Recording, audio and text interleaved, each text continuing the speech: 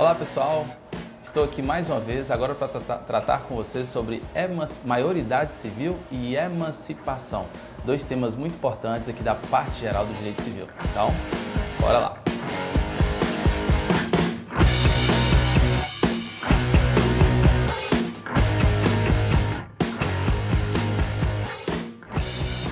Em outros vídeos, nós já discutimos aqui vários temas da parte geral do Código Civil, entre eles personalidade e capacidade. Vimos bem a diferença entre as pessoas que são capazes e os incapazes. No último vídeo, nós discutimos principalmente acerca da incapacidade, que diz respeito à incapacidade de fato ou de exercício. Que significa dizer que o incapaz é aquele que não pode exercer pessoalmente os atos da vida civil ou sofre algum tipo de restrição no modo como exercer esses atos ou em alguns tipos de atos. Iniciaremos hoje discutimos acerca da maioridade civil. O que significa a maioridade civil? É o momento em que a pessoa atinge a capacidade plena. Então falaremos hoje sobre essa capacidade plena dentro do contexto da maioridade civil. Existe até uma certa brincadeira quando eu falo sobre esse tema em sala de aula. Eu costumo perguntar para os alunos assim: e aí pessoal, quem é que tem capacidade plena? Quando é que a pessoa atinge a capacidade plena? Aí vem um aluno, né, em tom de brincadeira, mas sempre existe aquele que diz o seguinte: bom, a pessoa atinge a capacidade plena quando ela deixa de ser incapaz. E aí parece que é uma resposta óbvia e um pouco estranha, mas talvez seja uma das respostas mais corretas que eu já ouvi nesses tempos como professor na graduação de Direito.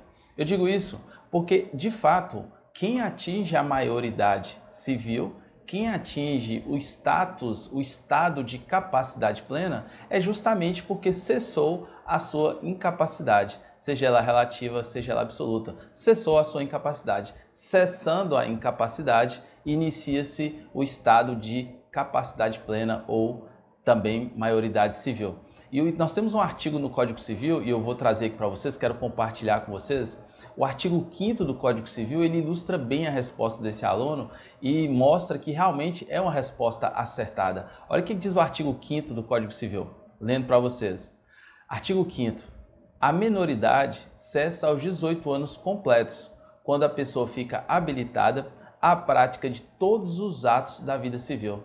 Então, a maioridade civil, ela chega para a pessoa aos 18 anos, quando cessa a menoridade. Então, um dos aspectos, um dos pontos, um dos requisitos para se atingir a maioridade civil, no ponto de vista da idade, seria 18 anos. Aquela pessoa que atinge os 18 anos, ela se torna plenamente capaz, ou seja, ela atinge a maioridade civil. E, por favor, maioridade junto, tudo bem? Maioridade civil, é uma palavra só, maioridade civil. É muito comum a gente ouvir entrevistas de pessoas leigas falar de maior, de menor. Por favor, no direito nós usamos apenas o termo maior de idade ou menor de idade. Ou, para ser mais técnico, a pessoa que possui maioridade civil. E aí, vocês podem achar estranho que eu estou falando que esse é um dos aspectos da maioridade civil. É verdade, esse é um dos aspectos da maioridade civil, porque existem pessoas que já possuem 18 anos, ou seja, em tese, já atingiram a maioridade civil, mas ainda assim não atingiram a capacidade plena. Como assim, Edmar? A pessoa já tem 18 anos, já possui 18 anos e ainda assim não pode atuar pessoalmente no exercício dos atos da vida civil? É isso mesmo, meus amigos. Existem pessoas que já completaram 18 anos e não podem exercer pessoalmente os atos da vida civil. Isso ocorre com quem? Isso ocorre com aquelas pessoas que nós vimos lá no artigo 4º do Código Civil, em um vídeo anterior sobre a incapacidade relativa. Algumas pessoas lá do artigo 4º do Código Civil, eles podem até já ter completado o requisito da idade, os 18 anos, mas talvez por alguma questão por alguma questão pessoal, ele está impedido de realizar pessoalmente todos os atos da vida civil, ou seja, ele está em um momento que, apesar dos 18 anos, ele ainda não é plenamente capaz. E eu quero relembrá-los esse artigo 3º do Código Civil. O artigo 4º do Código Civil. O artigo 4º do Código Civil diz o seguinte: artigo 4º. São incapazes relativamente a certos atos ou à maneira de os exercer. Inciso 1. Os maiores de 16 e menores de 18 anos, Quanto a esses, não há dúvida. Entre 16 e 18 é relativamente incapaz, então eles não são plenamente capazes. Perfeito, eles ainda não atingiram o critério de idade, qual seja 18 anos. Inciso segundo, os ébrios habituais e os viciados em tóxicos. Aqui a gente já pode discutir um pouco mais. Aquelas pessoas, os ébrios habituais e os viciados em tóxicos, ou seja, aquelas pessoas que vivem em dependência de álcool ou tóxicos, né, drogas de maneira geral, essas pessoas podem já ter completado 18 anos, mas por conta desse estado de dependência, eles permanecem relativamente incapazes. Eu disse no vídeo anterior que para a pessoa que já completou 18 anos ser considerado relativamente incapaz, é necessário um procedimento judicial para interdição e nessa interdição o juiz vai determinar para quais atos essa pessoa não é plenamente capaz ou a maneira de como ele deve exercer alguns atos da vida civil. Ou seja, a pessoa já tem 18 anos, mas ele está limitado na sua capacidade. Para essas pessoas relativamente incapazes, mas que já possuem o requisito da idade, a capacidade plena será atingida quando cessar o motivo que deu causa à sua incapacidade relativa. Então, exemplificando, no caso dos viciados em tóxicos, dos viciados em álcool, que provavelmente já passaram por um processo de interdição, quando é que eles serão considerados plenamente capazes? Quando cessar a dependência e essa interdição for levantada, ou seja, quando quando for aferido por profissionais, por especialistas, que ele já tem condições de discernir os atos que ele pratica e, portanto, está apto a exercer pessoalmente todos os atos da vida civil. Então, aquelas pessoas que estão lá no artigo 3º, no artigo 4º do Código Civil, a partir do inciso 2º, quais são eles? Os ébrios habituais e os viciados em tóxicos, aqueles que por causa transitória ou permanente não puderem exprimir sua vontade, e os pródigos, esses três, para serem considerados plenamente capazes, é necessário que o motivo que deu causa à sua incapacidade relativa cesse, termine. O procedimento de interdição no procedimento de interdição será levantada essa interdição e a pessoa passa do status de incapaz para o status de plenamente capaz. Então vou voltar lá àquela ideia do nosso aluno lá participativo, aluno brincalhão, que vai dizer o seguinte: quando é que a pessoa se torna plenamente capaz? Quando cessa a incapacidade. Para os menores, aos 18 anos, quando ele atinge a maioridade civil e, portanto, se torna plenamente capaz. E para os relativamente incapazes do inciso 2, do inciso 3 e do inciso 4 do artigo 4º do Código Civil, quais sejam ébrios, aqueles que não puderem exprimir a vontade, os pródigos, etc. Para esses, a capacidade plena será atingida quando o motivo que deu causa à sua incapacidade relativa cessar. Via de regra, no procedimento de interdição, essa interdição será levantada, aferida por especialistas que vão dizer que essas pessoas agora possuem capacidade de se autogerir, de gerir sua vida civil, e aí ele passa do estado de incapacidade civil para o estado de capacidade plena. E quem tem capacidade plena pode exercer pessoalmente os atos da vida civil de maneira livre e irrestrita, já que ele assume a responsabilidade por esses atos que pratica. E aí a gente parte para o segundo tópico que prometi abordar nesse vídeo, o tópico da emancipação. Vocês vão perguntar para mim assim, ou talvez não, mas aí eu adianto a pergunta. Oi, Edmar, mas existe alguma possibilidade da pessoa menor de idade, ou seja, aquele que ainda não atingiu os 18 anos, existe possibilidade de o menor exercer pessoalmente os atos da vida civil como se plenamente capaz fosse? Existe essa possibilidade? E eu vou dizer para vocês, existe sim. E vocês mesmos vão pensar em vários exemplos. Eu conheço jogadores de futebol que foram revelados aos 16 anos e a pessoa saiu de casa e foi tentar a sorte e ver a vida. Por exemplo, na minha época de faculdade, eu mudei da casa dos meus pais aos 17 anos para outra cidade para viver sozinho, trabalhar e estudar, né? Tentar a sorte, buscar recursos necessários e buscar emprego, estágio, etc., de forma que eu conseguisse me manter em outra cidade. É um fato que ocorre com muitas pessoas em vários lugares do Brasil e do mundo. Falando especificamente do tema, como é que essas pessoas que estão fora de casa conseguiriam lidar com os atos da vida civil, já que eles não podem responder pessoalmente? Ou seja, um garoto de 16 anos que sai de casa, um jovem de 16 anos que sai da casa dos seus pais e muda de cidade, por exemplo, se ele tiver que assinar um contrato de locação, como é que vai fazer? Já que ele precisa da assistência dos pais. Se ele tiver que assinar, por exemplo, o caso de muitos de vocês que estudam em faculdades, como faria para assinar o contrato de prestação de serviços educacionais com a instituição de ensino? Porque precisaria do apoio dos pais. Então observem que os pais a todo momento teriam que estar presentes na vida do filho, mudando de cidade para lá e para cá, para que o filho tivesse as mínimas condições de tocar a sua vida.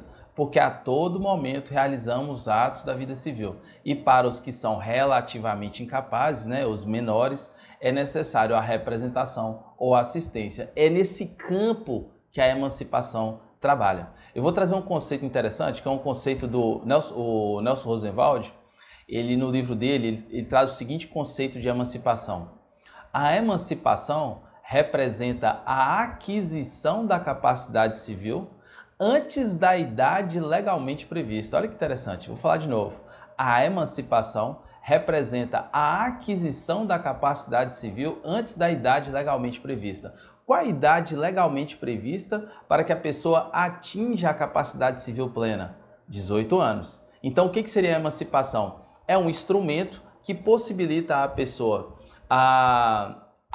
que possibilita a essa pessoa atingir uma capacidade plena, ter a possibilidade de exercer pessoalmente os atos da vida civil, mesmo não tendo completado os 18 anos, ou seja, mesmo não tendo atingido a idade legalmente prevista, mesmo não tendo atingido essa maioridade civil, esses 18 anos. É aí que a emancipação trabalha. Seria a possibilidade, por exemplo, de um menor com 16 anos assinar contratos, se casar,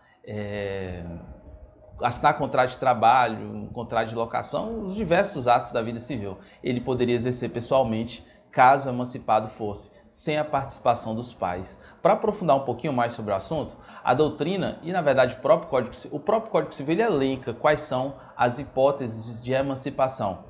E a doutrina classifica essas hipóteses de emancipação em 3. São elas: emancipação voluntária, emancipação judicial e emancipação legal. São 3 as hipóteses de emancipação. E onde essas hipóteses de emancipação estão previstas? As hipóteses de emancipação estão previstas lá no artigo 5º, parágrafo único do Código Civil. E eu peço permissão para compartilhar com vocês. Vamos lá. Artigo 5º, parágrafo único. Cessará para os menores a incapacidade. Inciso 1. Pela concessão dos pais ou de um deles na falta do outro, mediante instrumento público, independentemente de homologação judicial, ou por sentença do juiz, ou ouvido o tutor, se o menor tiver 16 anos completos. Inciso 2. Pelo casamento. Inciso 3. Pelo exercício de emprego público efetivo. Inciso 4. Pela colação de grau em curso de ensino superior. E inciso 5. Pelo estabelecimento civil ou comercial, ou pela existência de relação de emprego, desde que, em função deles, o menor com 16 anos completos tenha economia própria. Então, observem que o Código Civil, em seu artigo 5º, parágrafo único, elenca 5 hipóteses de emancipação. São 5 hipóteses de emancipação previstas objetivamente no nosso Código Civil. A doutrina vai classificá-los em 3 tipos, como eu disse anteriormente: emancipação voluntária, emancipação judicial e emancipação legal. Vamos trabalhar cada uma delas? Vamos lá. A emancipação voluntária é aquela emancipação que está prevista no artigo 5º, parágrafo único, inciso 1º, mas somente a primeira parte. Qual seria? A emancipação voluntária é aquela emancipação em que os pais voluntariamente, por vontade própria, entregam ao filho. Seria mais ou menos assim: o meu filho vai mudar de cidade, eu sei que ele vai ter dificuldades lá para assinar as coisas, as questões todas lá, porque ele vai estar sozinho, nós não estaremos lá todos os dias, então eu vou optar por emancipá-lo para que ele tenha plena possibilidade de realizar os atos da vida civil. Os pais, pai e mãe, ou pai, mãe, mãe, né? A depender do tipo de família. Mas os pais voluntariamente irão até o cartório da cidade, pedirão para lavrar uma escritura pública e essa escritura pública dará ao menor a emancipação, ok? Nós temos requisitos, logicamente, né? Tem que ser feito por escritura pública e o menor já tem que contar com 16 anos de idade. Essa é a ideia. Se o menor ainda não possui 16 anos de idade, essa emancipação ela não poderá ser realizada. Artigo 5º, inciso 1, pela concessão dos pais ou de um deles na falta do outro, mediante instrumento público. Finalzinho, se o menor tiver 16 anos completos. Essa é a primeira espécie de emancipação, a chamada emancipação voluntária, que é feita pelos pais. Os pais voluntariamente, estando concordes entre si, procederão à emancipação do filho. É importante destacar aqui, e é algo que a doutrina deixa bem claro para a gente, que essa emancipação voluntária não é um direito subjetivo do filho, é uma prerrogativa dos pais. Então o filho não pode exigir a emancipação, já que isso não é direito, já que tal instrumento não é direito subjetivo deles, tá ok? É apenas uma prerrogativa dos pais que podem ou não conceder essa emancipação voluntária. Existe a hipótese em que os pais não concordam entre si com relação à emancipação do filho. Por exemplo, a mãe concorda e o pai não concorda. Nesse caso, é necessário um procedimento judicial, para suprir a vontade daquele responsável, daquele pai que não pôde, ou daquela mãe, né, que não quis dar a sua concordância à emancipação, tudo bem? Mas isso não desconfigura, não descaracteriza a chamada emancipação voluntária. Ainda que haja a participação judicial para suprir a vontade de um dos pais, já que apenas um não concorda, ainda assim continuará sendo considerada como emancipação voluntária, ok? Segunda forma de emancipação é a chamada emancipação judicial. Ela obrigatoriamente deve ser feita pelo juiz. Como assim pelo juiz? Existem menores que não estão sob a guarda dos pais, estão sob a guarda de tutores. São aquelas pessoas que recebem a incumbência, o munus de atuar como responsáveis dos seus tutelados, dos menores, apesar de não serem seus pais. Por exemplo, os pais falecem, etc., e outra pessoa assume a responsabilidade por esse menor. Esses são os chamados tutores. Os tutores, eles não podem emancipar voluntariamente os seus tutelados, né, os menores que estão sob sua responsabilidade. A emancipação de quem está sob tutela necessariamente deve ser feita pela via judicial, ok? Então nós já vimos dois tipos de emancipação aí, a emancipação voluntária e a emancipação judicial. Uma situação bem interessante é que na emancipação, o menor ele passa a ser responsável pelos seus atos, ou seja, ele passa ao status de plenamente capaz. Ele ainda não tem 18 anos, mas ele passa a ter o status de plenamente capaz. Agora observem, os pais não podem utilizar desse artifício da emancipação voluntária para se verem livres da responsabilidade pelo filho, ok? Não podem. A emancipação não pode ser utilizada com esse fim, com essa finalidade, beleza? Porque os pais poderão continuar sendo responsáveis pelos atos do filho, beleza? Em algumas circunstâncias, em alguns aspectos. A gente pode aprofundar isso melhor em sala de aula para eu explicar os tópicos adequadamente. Então vamos lá. A emancipação voluntária se prova como? Através da escritura pública que foi lavrada.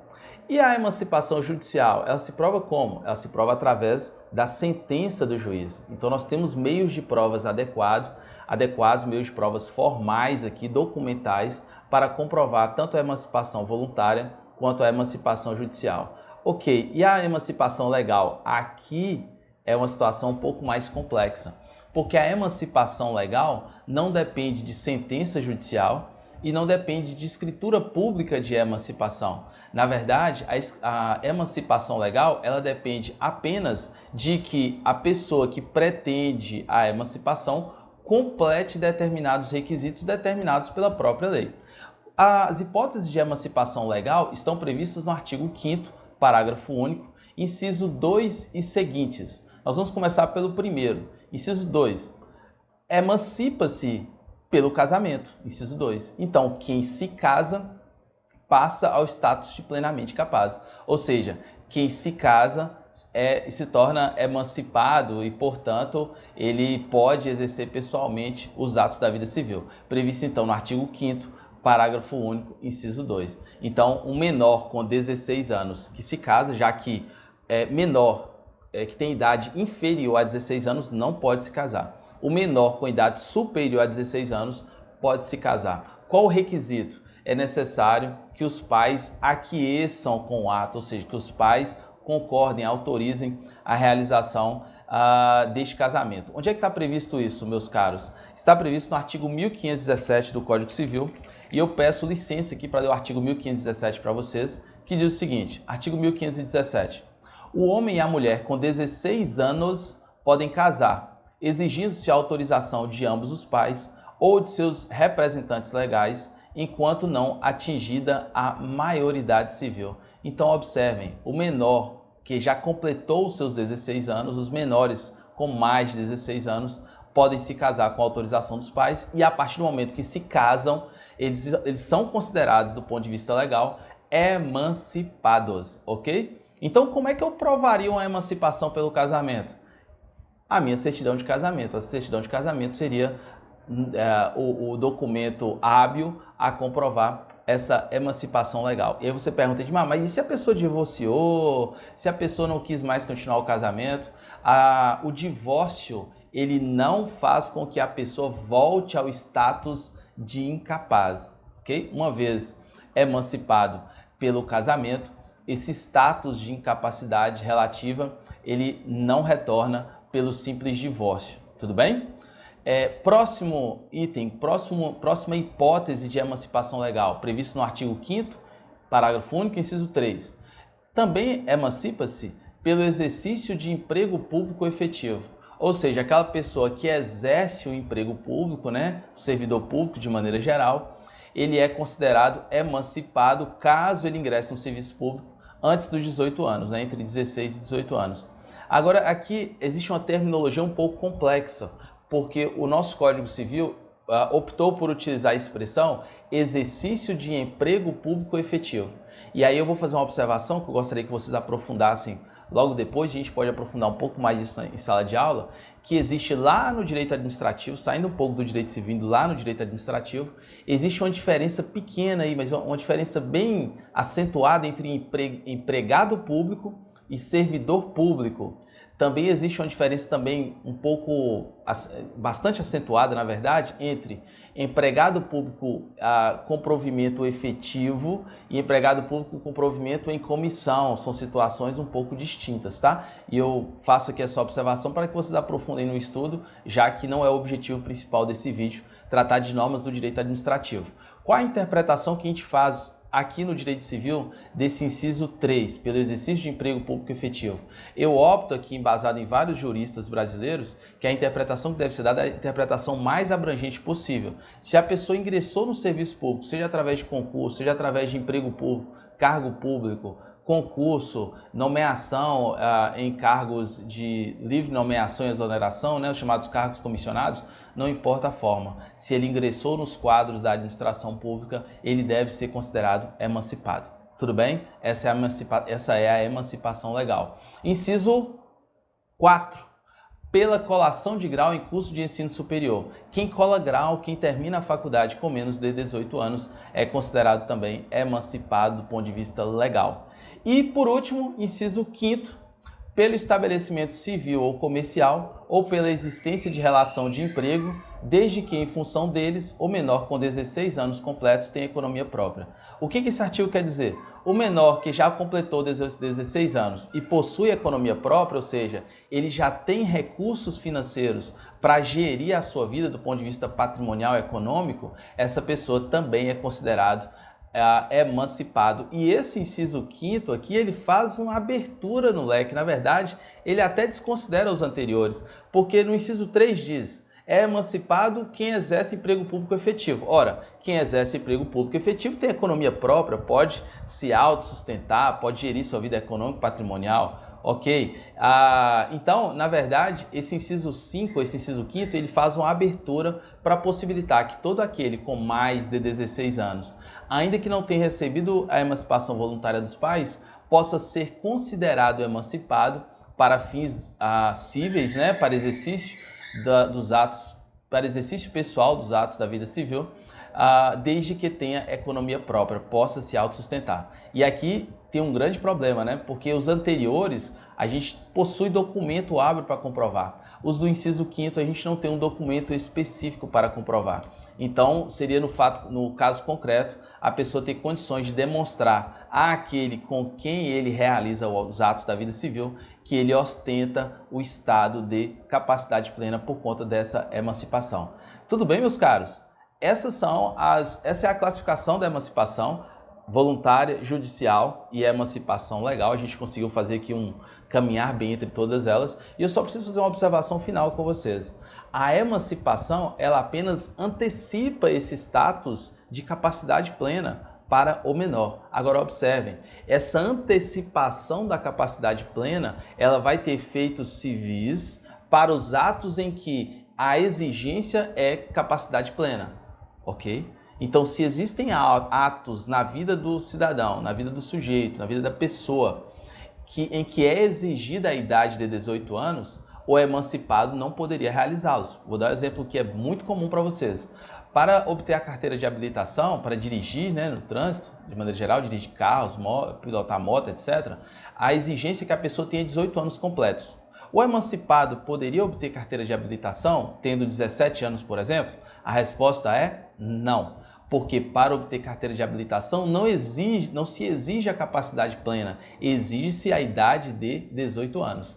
Eu tenho até um exemplo interessante também do Enseja, que é aquela prova que as pessoas fazem, né, para obter o ensino médio, né, o título do ensino médio.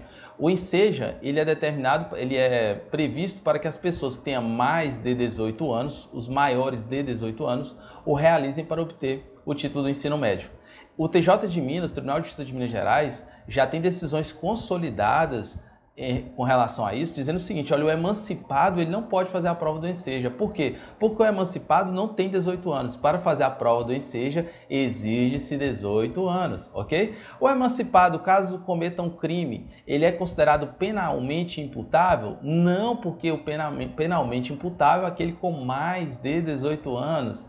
E uma festa de exemplos, né? Tem lá uma festa, só pode entrar quem tem mais de 18 anos. O emancipado chega lá e mostra: sou emancipado, meus pais me deram emancipação aqui, eu tenho economia própria, posso entrar? Não, não pode entrar, porque a festa, pelo menos como está descrito, exige que a pessoa tenha mais de 18 anos e o emancipado, ele não tem mais de 18 anos. Isso é importante lembrar. O emancipado, ele exerce pessoalmente os atos da vida civil em que é exigida a capacidade plena. Se o requisito para exercício do ato é a idade de 18 anos, ele não pode assim proceder, pelo menos como regra geral, já que ele ainda não atingiu a idade de 18 anos, ok? Galera, ficamos por aqui. Obrigado aí pela companhia. Espero que eu tenha conseguido aclarar para vocês um pouco acerca da maioridade civil, capacidade plena e com relação à emancipação.